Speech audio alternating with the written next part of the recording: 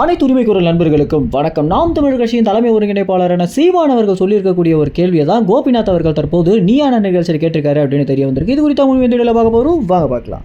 Vijay TV நடத்தக்கூடிய நிகழ்ச்சிக்கு பொதுவாகவே நிறைய அரசியல் சம்பந்தப்பட்ட சிறப்பு விருந்தினர்கள் வருவாங்க அப்படின்னும் நிறைய நடிகர்கள் வருவாங்க அப்படின்னு நம்ம வாதிருப்போம். ஆனால் முதல் தடவையாக ஒரு மூன்றாவது பெரிய கட்சியாக இருக்கக்கூடிய நாம் தமிழர் கட்சியின் தலைமை ஒருங்கிணைப்பாளரான சீமான் அவர்களை பார்த்தீங்கன்னா நீயான நிகழ்ச்சிக்கு சிறப்பு விருந்தினராக அழைச்சிருந்தாங்க. தமிழுக்காகவும் தமிழ் மக்களுக்காகவும் சீமான் எந்த அளவுக்கு குரல் கொடுக்குறாரு அப்படின்றத பார்க்குற தமிழ் மக்கள் சீமானுக்கு பார்த்தீங்கன்னா அதிகப்படியான ஆதரவே கொடுத்துட்டு வந்துட்டு இருக்காங்க. அதனுடைய ஒரு வெளிப்பாடு தான் இணையத்தில் சீமானுடைய வளர்ச்சி அப்படின்றது. ஏன்னா யூடியூப், ஃபேஸ்புக், ட்விட்டர் அப்படின்னு எந்த ஒரு சமூக வலைதளங்கள் எடுத்தாலுமே அதில் சீமானவர்களுடைய ஆளுமை அப்படின்றது எந்த அளவுக்கு இருக்குது அப்படின்றத நம்மளால கண்கூட பார்க்க முடியுது அப்படின்னே சொல்லலாம்.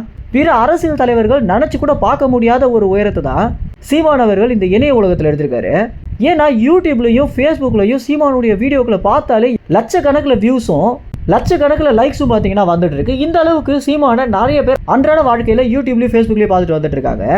சீமானை ஊடகத்தில் காட்ட மாட்டாங்க அப்படின்ற ஒரு விமர்சனமே போய் யூடியூப்ல அதிகமான பார்வையாளர்களை சீமான் ஈட்டுறாரு அப்படின்ற காரணத்தினால தற்போது தொலைக்காட்சிகளில் கூட பார்த்தீங்கன்னா சீமான சிறப்பு விருந்தினராக தமிழ்நாட்டில் முன்னணி ஊடகங்கள் அழைக்க ஆரம்பிச்சிருக்காங்க.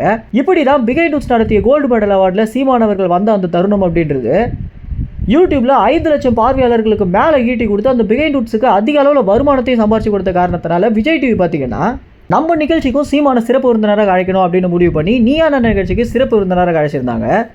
அவங்க நினச்ச மாதிரியே விஜய் டிவிக்கு பார்த்தீங்கன்னா ஏகப்பட்ட லைக்ஸ், டிஆர்பியில் நம்பர் 1 இடம், பிஸ்னஸ் அப்படின்னு எல்லா வகையிலுமே சீமான் வந்த வீடியோ அப்படின்றது ப்ராஃபிட்டை மட்டுமே சம்பாரிச்சு கொடுத்த காரணத்தினால இனிமேல் நிறைய நிகழ்ச்சிக்கு சீமான் அழைக்கணும் அப்படின்னு விஜய் டிவி முடிவு எடுத்திருந்தாங்க.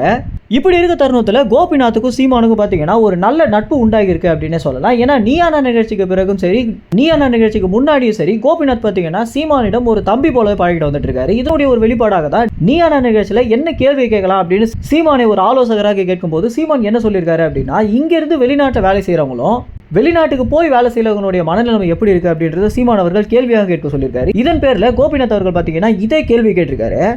ஆனால் இதில் ரொம்பவே சோகமான ஒரு விஷயம் என்ன அப்படின்னா, மக்களுக்கு பார்த்தீங்கன்னா இங்கேருந்து வெளிநாட்டுக்கு வேலை செஞ்சாலும் வெளிநாட்டுக்கு போய் வேலை செஞ்சாலும் நம்ம இருவருமே வெளிநாட்டு முதலாளிகளுக்கு அடிமை தான் அப்படின்றத உணராமலே வேலை செஞ்சுட்டு இருக்காங்க அப்படின்றத ரொம்ப கவலைக்கிடமான விஷயமாகவே இருந்துச்சு.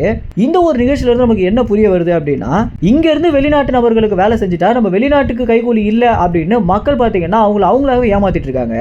நிகழ்ச்சியுடைய முடிவில் தான் பார்த்தீங்கன்னா கோபிநாத் அவர்கள் இந்த விஷயத்தையே வெளிப்படையாக சொல்லியிருந்தார். இந்த ஒரு கேள்வி என்னுடைய ரொம்ப நெருங்கிய நண்பரான அண்ணன் சீமான் அவர்கள் பல நாளாக கேட்டுட்டு இருக்கக்கூடிய ஒரு கேள்வி தான். இந்த கேள்வியை தான் நாங்கள் தொலைக்காட்சிகளை கேட்கணும்னு நினைச்சோம்.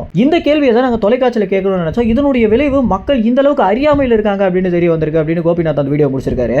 இந்த வாரம் ஞாயிற்றுக்கிழமை பார்த்தீங்கன்னா இந்த வீடியோ வெளியாகும் அப்படின்னு எதிர்பார்க்கப்படுது. மேலும் இந்த தகவல் குறித்து என்ன நினைக்கிறீங்க அப்படின்ற கருத்துக்களை கமெண்ட்ஸ்ல தெரிவிங்க. நன்றி, வணக்கம்.